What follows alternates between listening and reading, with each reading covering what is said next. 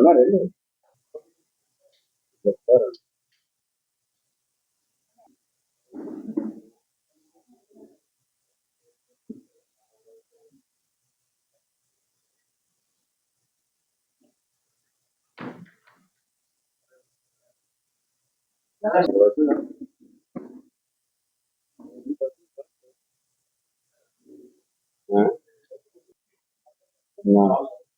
మన సబ్జెక్ట్ వచ్చి నిన్న రాహుల్ గాంధీ నెగిటివ్ కామెంట్ చేశారన్న, దేశాన్ని అమ్మేస్తున్నారు అని.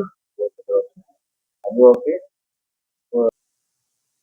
గత విధాలుగా ప్రయత్నం చేస్తున్నటువంటి కాంగ్రెస్ పార్టీ నాయకులు అందులో ఇచ్చి ముదిరింది. ఎందుకనంటే పశ్చిమ బెంగాల్ లాంటి రాష్ట్రంలో భారతీయ జనతా పార్టీ అధికారంలోకి రావడం, అస్సాంలో మళ్ళీ తిరిగి బీజేపీ అధికారంలోకి రావడం, పుదుచ్చేరిలో కూడా ఎన్డీఏ ప్రభుత్వం అధికారంలోకి రావడం, కేరళలో బీజేపీ ఓటు శాతం పెంచుకోవడం, తమిళనాడులో కూడా బీజేపీ ఓటు శాతం పెంచుకోవడం, ఇవన్నీ చూస్తూ ఉంటే ఇప్పటికే భారతీయ జనతా పార్టీ దేశంలో బలమైన పార్టీగా పాలన అందిస్తూ ఉంది. అదేవిధంగా వచ్చే 2029లో మళ్ళీ మనం అధికారంలోకి అసలు ఇంచు దగ్గరలో కూడా లేము అనే భయం వారికి నిద్ర లేకుండా చేయడంతో పాటు మతిస్థిమితం మరింత లేకుండా చేస్తూ ఉంది. 12 సంవత్సరాల నరేంద్ర మోదీ గారి యొక్క పాలన భారతదేశాన్ని అగ్రరాజ్యాలతో పాటు భారత్ కూడా శరవేగంగా అభివృద్ధి చెందుతున్నటువంటి ఈ సందర్భంలో మొన్నటి వరకేమో పశ్చిమ బెంగాల్లో ఎస్ఐఆర్ మీద నోర్లు పడేసుకున్నటువంటి ఇండి కూటమి కాంగ్రెస్ నాయకులు ఇప్పుడు ఎస్ఐఆర్ ను వదిలేశారు. దానికి ముందేమో ఈవీఎం మిషన్ల మీదకి వెళ్ళేవారు. ఓడిపోతే ఈవీఎం మిషన్లే నరేంద్ర మోదీ ట్యాంపరింగ్ చేశారని చెప్పేవారు. ఒకవేళ వారు గెలిచినటువంటి రాష్ట్రాల దగ్గరికి వచ్చేటప్పటికి ప్రజాస్వామ్యం గెలిచింది అని చెప్పడం చాలా హాస్యాస్పదంగా ముందుకు నడుస్తూ ఉంది. రాహుల్ గాంధీ నిన్న అన్నారు, అమిత్ షా నరేంద్ర మోదీ గారు వారిద్దరూ కూడా దేశాన్ని అమ్మేస్తున్నారు అని చెప్పి. దేశాన్ని అమ్మేసే మనస్తత్వం, బానిస మనస్తత్వం, అర్బన్ నక్సలిజం మనస్తత్వం రాహుల్ గాంధీ గారు మీకుంది, కాంగ్రెస్ పార్టీ మీకుంది. భారతీయ జనతా పార్టీ కార్యకర్తలైనటువంటి అమిత్ షా గారు, నరేంద్ర మోదీ గారు ఇరువురు కూడా జాతీయ భావజాలంతో కింది స్థాయి నుంచి కూడా పనిచేసి ఈ రోజు దేశాన్ని పాలిస్తున్నటువంటి నాయకులు. భారతీయ జనతా పార్టీ కార్యకర్తలు కానీ, ఎన్డీఏ కార్యకర్తలు కానీ ఈ దేశ ప్రయోజనాలను కాపాడడమే మా ధ్యేయంగా ఈరోజు పాలన సాగుతూ ఉంది. అలాంటి సందర్భంలో రాజ్యాంగంపై దాడి చేస్తున్నామంట బీజేపీ, అంబేద్కర్ పై దాడి చేస్తున్నారంట, గాంధీజీపై దాడి చేస్తున్నారంట, వాళ్ళని అవమానిస్తా అన్నారంట. నిజంగా రాజ్యాంగాన్ని అవమానించింది రాహుల్ గాంధీ. తన చేతిలో ఉన్నటువంటి రాజ్యాంగం పుస్తకాన్ని విసిరుగొట్టినటువంటి నాయకుడు, కాంగ్రెస్ నాయకుడు రాహుల్ గాంధీ. అంబేద్కర్ గారికి ఆయన చనిపోయిన ఇంచుమించు 37-40 సంవత్సరాల వరకు కూడా భారత రత్న ఇవ్వనటువంటి పార్టీ కాంగ్రెస్ పార్టీ. వాజ్పేయి గారు, అద్వానీ గారు వీరి ఇరువురు కూడా గట్టి ప్రయత్నం చేసి 1990లో అంబేద్కర్ గారికి భారత రత్న అవార్డు వచ్చేటట్లు వారు ప్రయత్నం చేయడం జరిగింది. భారత రత్న వచ్చింది. మీకు ఎందుకు భారత రత్న అంబేద్కర్ గారికి ఇవ్వడానికి 37 ఏళ్ళు పట్టిందని చెప్పి భారతీయ జనతా పార్టీ తరఫు నుంచి మిమ్మల్ని డిమాండ్ చేస్తా ఉన్నాం. అదేవిధంగా గాంధీజీ గారి గురించి మీరు చెప్తారు. గాంధీజీ గారు వారు బ్రతుకున్నంత కాలం కూడా ఈ దేశ స్వతంత్రం కోసం పోరాటం చేసి అహింసని ఆయుధంగా చేసుకొని దేశానికి స్వతంత్రం తీసుకొని వచ్చిన తర్వాత గాంధీజీ గారు ఎక్కువ కాలం బ్రతుకు ఉంటే కాంగ్రెస్ పార్టీ ఉనికికి నష్టం కలుగుతుందని చెప్పి డ్రామా చేసి గాంధీజీ గారిని లేకుండా చేసినటువంటి పార్టీ పాలకులు కాంగ్రెస్ పార్టీ, కాంగ్రెస్ నాయకులు అని చెప్పి ఈ సందర్భంగా నేను తెలియజేస్తా ఉన్నాను. గాంధీజీ గారి పేరున మీరు చేసినటువంటి అధికార దోపిడీ అంతా ఇంత కాదు. చివరికి ఈ దేశాన్ని విదేశాలకు అమ్మేసే అంతగా గాంధీజీ గారి పేరును ఉపయోగించుకున్నారు తప్ప గాంధీ గారి పేరు చెప్పి ఈ దేశాన్ని బాగా అభివృద్ధి చేద్దాము అన్న ఆలోచన మీకు లేదు. కానీ నరేంద్ర మోదీ గారు పాలన వచ్చిన తర్వాత ఆయన ఏదైతే కలలు కన్నారో ఈ దేశం స్వచ్ఛతగా ఉండాలి, అటు క్లీన్ లో స్వచ్ఛత ఉండాలి, పరిపాలనలో స్వచ్ఛతగా ఉండాలని చెప్పి నరేంద్ర మోదీ గారు స్వచ్ఛ భారత్ అని చెప్పి ఒక ఆలోచన తీసుకుని వచ్చి ఈ దేశంలో ఉన్నటువంటి ప్రజలందరి చేత కూడా స్వచ్ఛ భారత్ నినాదం కాదు, అది మా యొక్క ఒక మనస్తత్వానికి చెందినటువంటి ఒక ఆలోచన అని చెప్పి స్వచ్ఛ భారత్ ని ప్రమోట్ చేయడం జరిగింది. ఈ రోజు చిన్న పిల్లలతో సహా ఒక చెత్తను రోడ్డు మీద వేయాలంటే ఆలోచింప చేసేంత అవినీతి చేయాలంటే అధికారులు భయపడేటట్టు స్వచ్ఛ భారత్ ఆ యొక్క కార్యక్రమాన్ని తీసుకోవడం జరిగింది. ఇదా మీరు గాంధీజీ గారి గురించి, అంబేద్కర్ గారి గురించి, రాజ్యాంగం గురించి మీకు ఈ 3 అంశాలపై మాట్లాడే హక్కు లేదని చెప్పి కాంగ్రెస్ పార్టీకి, రాహుల్ గాంధీకి, భారతీయ జనతా పార్టీ తరఫున మేము హెచ్చరిస్తా ఉన్నాం. అదేవిధంగా ఇటీవల ఢిల్లీలో ఉన్నటువంటి ఢిల్లీ యాక్టర్స్ మాట్లాడుతూ ఉన్నారు. వారి పేరు ఒకటేమో విశ్వేశ్వర రెడ్డి అంట, మరొకరేమో వారి పేరు ఎవరికో తెలీదు, వారితో కూడా మాట్లాడిస్తా ఉన్నారు. మరి వారు మీడియాతో మాట్లాడారా లేకపోతే రహస్యంగా ఇన్నర్ సైడ్ మాట్లాడారన్నది తెలియదు. ఏ పేపర్లో అయితే పెద్దగా వచ్చినట్టు నేను చూడలేదు. వారు మాట్లాడినటువంటి విధానం నిజంగా ఈ దేశంలో ఉన్నటువంటి 140 కోట్ల మంది ప్రజలను అవమానించినట్లేనని చెప్పి చెప్తా ఉన్నా. ఎందుకంటే ప్రజలందరూ కూడా ఓట్లు వేసి గెలిపించుకున్నటువంటి నాయకులు ప్రధానమంత్రి నరేంద్ర మోదీ గారు, ఈ రాష్ట్రంలో ఉన్నటువంటి చంద్రబాబు గారు, ఉప ముఖ్యమంత్రి గారు పవన్ కళ్యాణ్ గారు. వారిని నరేంద్ర మోదీ గారిని కూడా వాడు వీడు అని చెప్పి సంబోధించడం, ముఖ్యమంత్రి చంద్రబాబు నాయుడు గారిని కూడా వాడు వీడని సంబోధించడం, అసలు మీకు చదువుకున్నారు, ఇప్పుడు విద్యా సంస్థలు కూడా మీరు నడుపుతా ఉన్నారు. మీరు ఎలాంటి మెసేజ్ ని విద్యార్థులకు, యువతకు ఇవ్వాలనుకుంటున్నారో మాకు అర్థం కావడం లేదు. విద్యను చెప్పేటువంటి, విద్యను అందించేటటువంటి వారే ఈరోజు ప్రజానీకంతో పాటు విద్యార్థులను కూడా తప్పుదో పట్టిస్తా ఉన్నారు. నిజంగా ఇది సరైన విధానం కాదు. అదేవిధంగా ఈ అన్ని విషయాలను కూడా ప్రజలు గమనిస్తా ఉన్నారు. విశ్వేశ్వరరెడ్డి గారు మాట్లాడుతూ కాంగ్రెస్ పాలనలో జరిగినటువంటి విషయాలను, నరేంద్ర మోదీ గారు చేస్తున్నటువంటి పాలనలో రేట్లు పెరిగిన విధానం గురించి మీరు చెప్తా ఉన్నారు. అసలు రేట్ల గురించి మాట్లాడే హక్కు కాంగ్రెస్ పార్టీకి లేదు, కాంగ్రెస్ పార్టీ నాయకులకు లేదు. ఎందుకనంటే కాంగ్రెస్ పాలనలో 2013 చివరకు వచ్చేటప్పటికి పెట్రోల్ ధర ఈ దేశంలో 70 నుంచి 80 రూపాయల మధ్యలో ఉంది. వాళ్ళ ప్రభుత్వం దిగిపోయేటప్పటికి 83 రూపాయలు ఉంది. అంటే 2014 మార్చిలో మీరు ఒకసారి చూసుకోండి, 83 రూపాయల పెట్రోల్ లీటర్ ధర. నరేంద్ర మోదీ గారు వచ్చిన తర్వాత 83 రూపాయల నుంచి ఈ రోజు 100 రూపాయలకి 110 రూపాయలు తీసుకొని రావడానికి ఇంచుమించు 12 సంవత్సరాలు పట్టింది.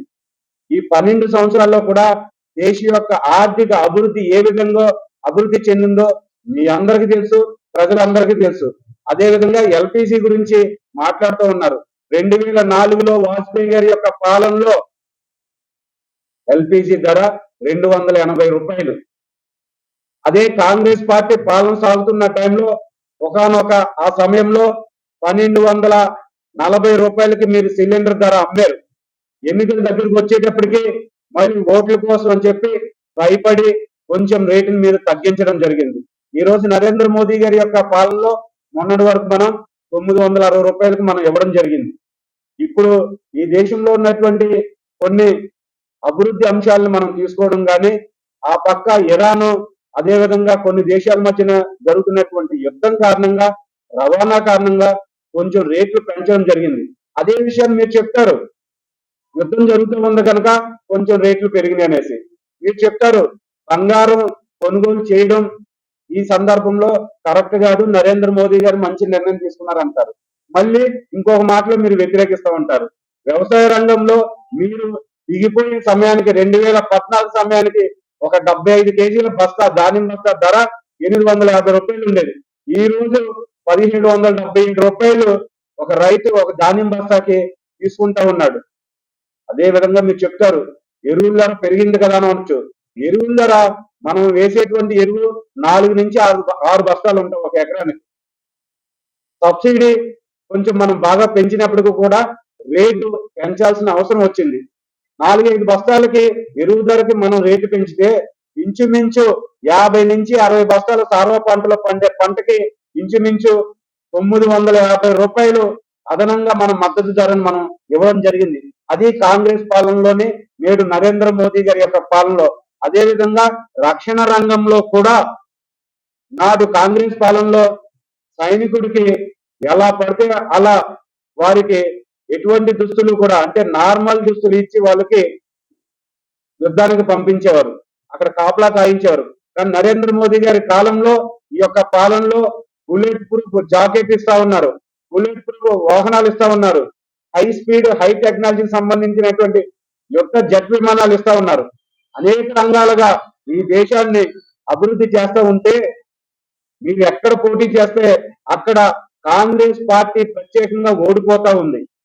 అలాంటి సందర్భంలో పిచ్చెక్కి మదం ఎక్కినటువంటి మీరు నరేంద్ర మోదీ గారి మీద, అమిత్ షా గారి మీద, ఈ రాష్ట్రంలో ఉన్నటువంటి చంద్రబాబు నాయుడు గారి మీద, పవన్ కళ్యాణ్ గారి మీద తప్పుడుగా మాట్లాడడం భారతీయ జనతా పార్టీ, తెలుగుదేశం పార్టీ, అదేవిధంగా జనసేన పార్టీ ఎట్టి పరిస్థితుల్లోనే సహించదని చెప్పి, అదే విధంగా ఈ దేశంలో ఉన్నటువంటి ప్రజలు గాని, ఈ రాష్ట్రంలో ఉన్నటువంటి ప్రజలు గాని మిమ్మల్ని అసహించుకోవడం వల్లనే ఈ దేశంలో రాష్ట్రంలో మీరు జీరోకి పరిమితం అవుతూ ఉన్నారని చెప్పి ఈ సందర్భంగా తెలియజేస్తా ఉన్నాను. అదేవిధంగా మా బీజేపీ ఎమ్మెల్యే శ్రీ నల్లమల్లి రామకృష్ణారెడ్డి గారి మీద కూడా మీరు ఉండటం సబబు కాదు. అతను బీజేపీనా టీడీపీనా, చంద్రబాబు పిలిస్తే మళ్ళీ టీడీపీకి వెళ్ళిపోతా ఉన్నాం, ఇది రాజకీయ విధానంలో పద్ధతి కాదని చెప్పి ఈ సందర్భంగా మీకు తెలియజేస్తా ఉన్నాను. వారు భారతీయ జనతా పార్టీ తరఫున గెలిచినటువంటి భారతీయ జనతా పార్టీ ఎమ్మెల్యే, వారు భారతీయ జనతా పార్టీ నాయకులు. ప్రస్తుతం రాష్ట్రంలో ఎన్డీఏ పాలన సాగుతూ ఉంది. Telugu Desam party, Janasena party, Bharatiya Janata party, ఈ 3 పార్టీలకు సంబంధించినటువంటి ఎన్డీఏ పార్టీలకు సంబంధించినటువంటి పార్టీ కార్యకర్తలు, నాయకులు, ప్రజాప్రతినిధులు వీరందరూ కూడా మేము కలిసికట్టుగా ఈ రాష్ట్రం యొక్క అభివృద్ధి కోసం కృషి చేస్తా ఉన్నాం. ఈ యొక్క రాష్ట్ర అభివృద్ధి కూడా తట్టుకోలేనటువంటి మీరు ఈ దేశం యొక్క అభివృద్ధిని కూడా తట్టుకోలేనటువంటి విషయంలో రాహుల్ గాంధీ కేంద్రంలో మాట్లాడుతూ ఉన్నారు, ఈ యొక్క రాష్ట్రంలో మాట్లాడుతూ ఉన్నారు. ఇది మీకు సబబు కాదు. నిజంగా మిమ్మల్ని ప్రజలు ఎప్పుడో కూడా రిజెక్ట్ చేశారు. ఇది మీరు భవిష్యత్తులో మీ విధానాన్ని మార్చుకోకపోతే మరొక్కసారి జీరోకే పరిమితం అవుతారని చెప్పి సందర్భంగా తెలియజేస్తా ఉన్నాను. మీ నోటికి తాళం వేసుకోకపోయినా, మీ నోటిని అదుపులో పెట్టుకోకపోయినా భవిష్యత్తులో ఎన్డీఏ నాయకులు తప్పకుండా మీకు బుద్ధి చెప్తారని చెప్పి సందర్భంగా తెలియజేస్తా ఉన్నాను. ఎవరైతే పీకే విశ్వేశ్వర రెడ్డి గారు ఉన్నారో తిరుపతి నియోజకవర్గ గౌరవ శాసనసభ్యుల మీద అనుచిత వ్యాఖ్యలు చేయడం జరిగింది. ఎందుకంటే ఒక శాసనసభ్యుడిగా ఉన్న వ్యక్తి ఎక్కడైనా ప్రెస్ మీట్ పెట్టి మాట్లాడవచ్చు అని ఆయనకి తెలియనట్టుంది. ఎందుకంటే ఎమ్మెల్సీగా పోటీ చేసి డిపాజిట్లు కూడా కోల్పోయాడు కాబట్టి ఒక శాసనసభ్యులకి పరిమితి అంటూ ఉండదు. ఎక్కడైనా ప్రెస్ మీట్ పెట్టి మాట్లాడే అధికారం ఒక శాసనసభ్యులకు ఉంటుందని ఆయన తెలుసుకోవాలి. ఎందుకంటే ఈ రోజు మనం చూస్తున్న మన రాష్ట్రంలో జగన్మోహన్ రెడ్డికి ఏది తెలియక అవగాహన లేక పెట్టినట్టు మాట్లాడతారు. ఆయన్ని దృష్టిలో ఉంచుకుని ఈయన కూడా ఒక శాసనసభ్యులకి అనపర్తి నియోజకవర్గమే పరిమితి, అక్కడి నుంచి పరిమితి లేదన్నట్టుగా మాట్లాడుతున్నారు. ఎందుకంటే 2019లో తెలుగుదేశం పార్టీకి ఉపాధ్యక్షులుగా మా రామకృష్ణారెడ్డి గారు చేయడం జరిగింది. అక్కడ ప్రతి నియోజకవర్గం నుంచి కూడా ఆయన మాట్లాడడం జరిగింది. ఇప్పుడు భారతీయ జనతా పార్టీ, ఎందుకంటే కూటమిలో భాగంగానే రామకృష్ణారెడ్డి గారు బీజేపీ తరఫున పోటీ చేయడం జరిగింది. మేమందరం కూడా కలిసికట్టుగా పనిచేసుకుని ఏదైతే రాక్షస పాలన వధించి భావితరాలకు మంచి పరిపాలన అందించాలనే ఉద్దేశంతో కూడా కూటమి అందరం కలిసి పనిచేసి ఈ రోజు మా రామకృష్ణారెడ్డి గారిని అలాగే రాష్ట్రంలో ఉన్న ఎమ్మెల్యేలు అందరినీ గెలిపించుకుని ప్రజలకి మంచి పరిపాలన అందించడం జరుగుతుంది. ఈ కూటమిలో భాగంగానే మా రామకృష్ణారెడ్డి గారిని బీజేపీకి తీసుకెళ్ళడం జరిగింది. దానికి మేము అందరం కూడా ఎంతో సంతోషంగా ఆయన కూడా మేము పనిచేసుకోవడం జరుగుతుంది. ఎందుకంటే మాది ప్రతిపక్ష పార్టీ కాదు, అలాగని వేరే పార్టీ కాదు. కూటమిలో భాగంగా పోటీ చేస్తాం. ఒక్కసారి మీరు కూటమి సభ్యులు ఎంతమంది ఉన్నారు, ఎలా పోటీ చేశారు అన్నది కూడా ఒకసారి తెలుసుకోవాలండి. ఎందుకంటే ఆంధ్ర రాష్ట్రంలో ఎక్కడా కాంగ్రెస్ పార్టీ ఉనికి అనేదే లేదు. కాంగ్రెస్ నాయకులు కానీ, కార్యకర్తలు కానీ లేరు. ఈ రోజు ఆ ఉనికిని చాటుకోవడం గురించి సత్తా ఉన్న నాయకుడు మా రామకృష్ణారెడ్డి గారు. ఎందుకంటే 2019, 24 మధ్యలో కూడా అనేక పోరాటాలు చేయడం జరిగింది. ప్రజా సమస్యల దృష్ట్యా అయితేనో, అవినీతి పైన అయితేనో అనేక పోరాటాలు చేసి స్టేట్ లోనే నెంబర్ 1 లీడర్ గా ప్రతిపక్షంలో ఉండగా కూడా ప్రూవ్ చేసుకోవడం జరుగుతుంది. రామకృష్ణారెడ్డి గారిని అంటే నాకు పబ్లిసిటీ పెరుగుద్ది. ఈ రోజు జిల్లా వ్యాప్తంగా నేను పబ్లిసిటీ అవుతానని ఈ టీకే విశ్వేశ్వరరెడ్డి గారు రామకృష్ణారెడ్డి గారిని అనడం జరిగింది. ఈ రోజు రామకృష్ణారెడ్డి గారి పరిపాలన విధానం కానీ, ఆయన నడుచుకునే తీరు కానీ, ఆయన చేసే అభివృద్ధి కానీ ఒక్కసారి కళ్ళు తెరిచి చూడాలని మేమందరం కూడా కోరుకుంటున్నాము.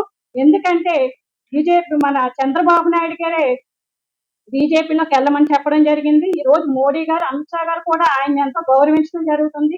ఈ రోజు రాష్ట్రంలో ఉన్న బీజేపీ నాయకులందరూ కూడా ఆయన యొక్క పరిపాలన దక్షతను చూసి ఆయనకి గౌరవం ఇవ్వడం జరుగుతుంది. మేమందరం కూటమిగా కలిసి పనిచేసుకుంటున్నాము. అది మా యొక్క అంతరంగిక కూటమి. మీరేంటంటే ఏదో ప్రతిపక్షం నుంచి వీళ్ళకి సపోర్ట్ చేసినట్టుగా మాట్లాడుతూ ఉన్నారు.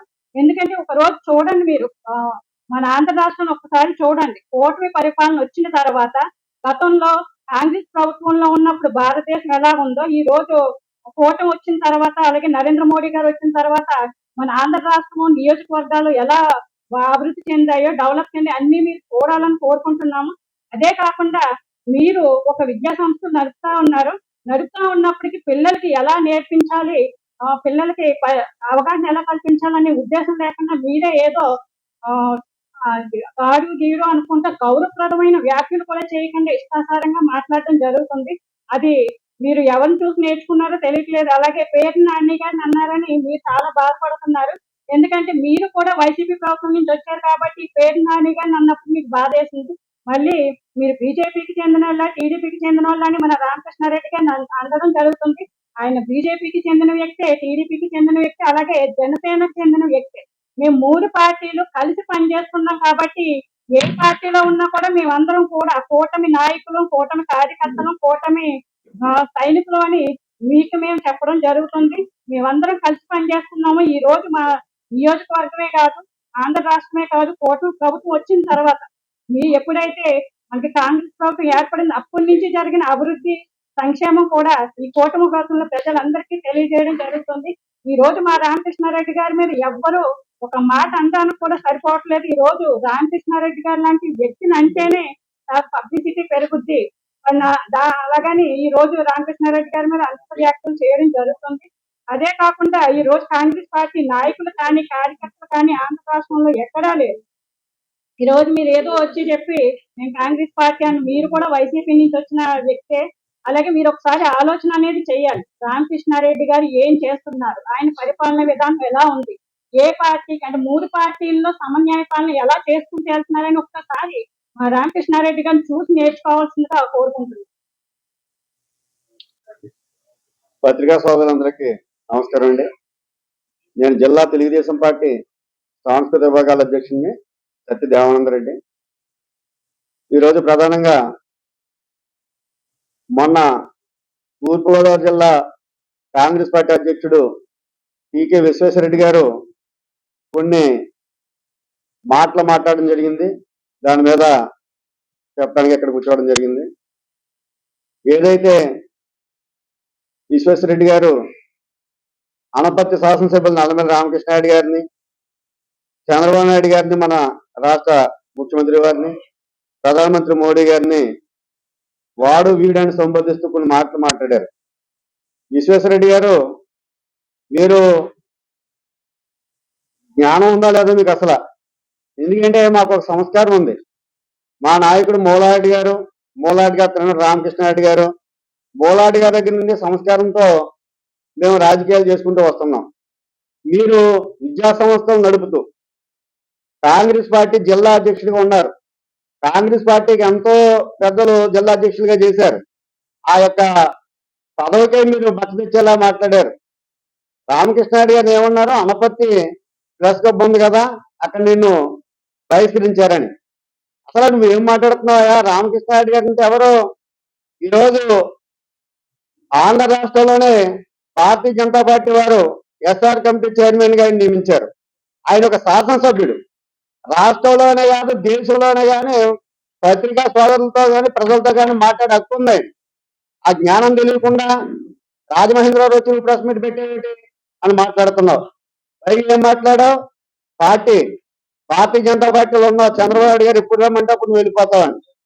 ఆయన పార్టీల వారే వ్యక్తి కాదు, కూటమి జనసేన, తెలుగుదేశం అలాగే భారతీయ జనతా పార్టీ మూడు కలిపి కూటమి ఏర్పడినప్పుడు రామకృష్ణారెడ్డి గారి పరిస్థితి ఎలా వచ్చిందో మీడియా సోదరులు తెలుసు.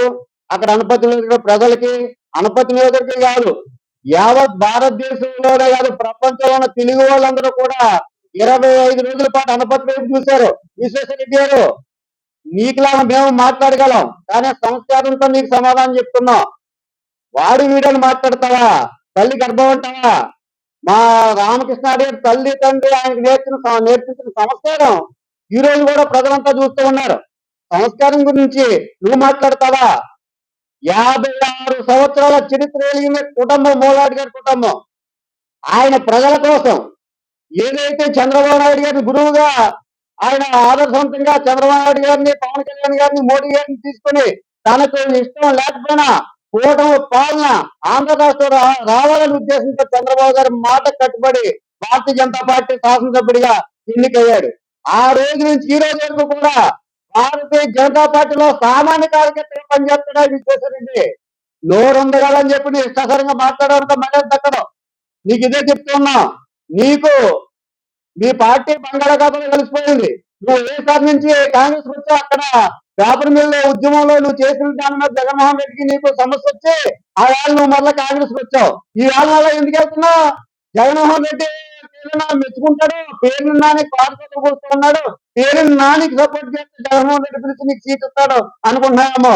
ఎమ్మెల్సీగా పోటీ చేసి డిపాజిట్ తక్క నువ్వు, రాజమహేంద్రలో కార్పొరేటర్ కూడా పనిచేయండి నువ్వు. 56 సంవత్సరాల చరిత్ర ఉన్నటువంటి రామకృష్ణారెడ్డి కుటుంబంతో మాట్లాడేది మీరు. ఇవాళ రామకృష్ణారెడ్డి గారు తనయుడు కూడా తెలుగుదేశం పార్టీ ఇన్ఛార్జిగా అక్కడ బాధ్యతలు చేస్తున్నాడు. ప్రజల నుంచి వచ్చిన కుటుంబం ఇది. నాయకుడి మాటకి కట్టుబడి నాయకుడు ఏది ఆదేశిస్తే పనిచేస్తూ ఉంటాడు. 2014, 19 నుంచి 24 వరకు కూడా ఆంధ్ర రాష్ట్రంలో రాయలసీమ, కోస్తాంధ్ర ఎక్కడ పార్టీ పిలిపిస్తే అక్కడికి వెళ్ళి పనిచేసినటువంటి నాయకుడు రామకృష్ణారెడ్డి గారు. గుర్తుపెట్టుకో విశ్వేశ్వరరెడ్డి, కాలం చెల్లిన పార్టీలో నువ్వు ఉన్నావు, నువ్వు కూడా కాలం చెల్లిపోయావు. నువ్వు వెంటనే మీడియా ముందుకు వచ్చి మోడీ గారికి, పవన్ కళ్యాణ్ గారికి రామకృష్ణ చెప్పు. క్షమాపణ చెప్పకపోతే మాత్రం నువ్వు ఎక్కడ కూడా తిరిగే సమస్య లేదని చెప్పి నీకు గట్టిగా హెచ్చరిస్తూ ఉన్నాను.